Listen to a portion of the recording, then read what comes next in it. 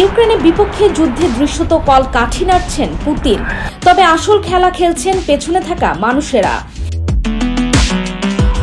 গডফাদারের ভূমিকায় কাজ করা সেসব মানুষের ছত্রছায়ায় যুদ্ধের ময়দানে দানব হয়ে উঠছেন পুতিন। রাশিয়া 2 বছর ধরে চলমান রাশিয়া ইউক্রেন যুদ্ধ, যেখানে ইউক্রেনের পক্ষে ন্যাটো বাহিনী ও আমেরিকার শক্তি থাকা সত্ত্বেও রাশিয়াকে কুপকাত করতে পারছে কেন? এবার বেরিয়ে এলো সেই রহস্য।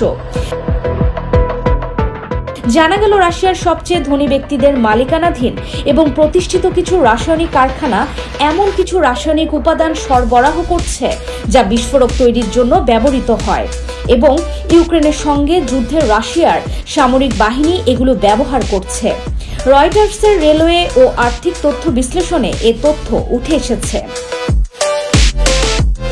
5টি রাসায়নিক কোম্পানি রয়টার্স নিশ্চিত করতে পেরেছে কোম্পানিগুলোতে পশ্চিমাদের দ্বারা স্যাংশন খাওয়া 5 জন বিলিয়নিয়ারের শেয়ার রয়েছে।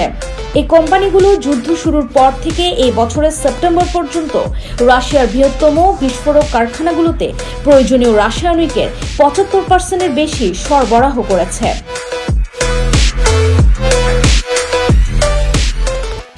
তথ্য বিশ্লেষণে দেখা যায় যে রাশিয়ার যুদ্ধে অস্ত্র তৈরির কারখানাগুলি এই বিলিয়নারদের এবং তাদের কোম্পানিগুলোর উপর নির্ভর করে।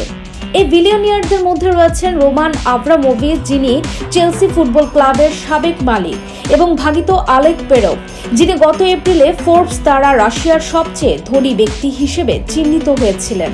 তার একার সম্পদের পরিমাণ আনুমানিক $28.6 বিলিয়ন।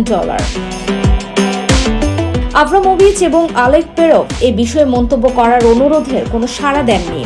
লন্ডন তালিকাভুক্ত একটি কোম্পানি ইউভরাজ, যেখানে আব্রামোভিচের 28% শেয়ার রয়েছে, তারা জানিয়েছে যে শুধুমাত্র বেসামরিক ব্যবহারের জন্য রাসায়নিক উপাদানগুলো তারা সরবরাহ করে থাকে। অন্য একটি কোম্পানি লুকায়েল, যেখানে আলেক পেরভের শেয়ার রয়েছে, জানিয়েছে যে তাদের রাসায়নিক উপাদান বিস্ফোরক বা সংশ্লিষ্ট কোনো কিছু প্রস্তুতে ব্যবহার হয় না।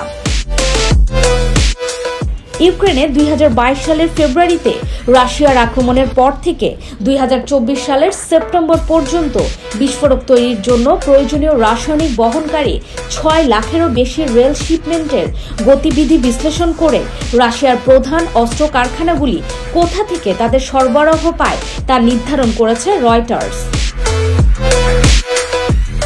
সেসব তথ্য থেকে জানা গেছে, পশ্চিমা নিষেধাজ্ঞা থাকা সত্ত্বেও রাশিয়ার বিলিয়নিয়াররা তাদের 5টি বিস্ফোরক এবং গান পাউডার কারখানার জন্য গুরুত্বপূর্ণ রাসায়নিক উপাদান সরবরাহ করেছে। এই কারখানাগুলো রাশিয়ার বৃহৎ রাষ্ট্রায়ত্ত অস্ত্র নির্মাতা এবং গাড়ি প্রস্তুতকারক রোস্টেকের সহযোগী প্রতিষ্ঠান। এ বিষয়ে জানতে চাইলে ক্রেমলিন, প্রতিরক্ষা মন্ত্রণালয় বা রোস্টেক কোনো পক্ষে রয়টার্সের প্রশ্নের উত্তর দেয়নি।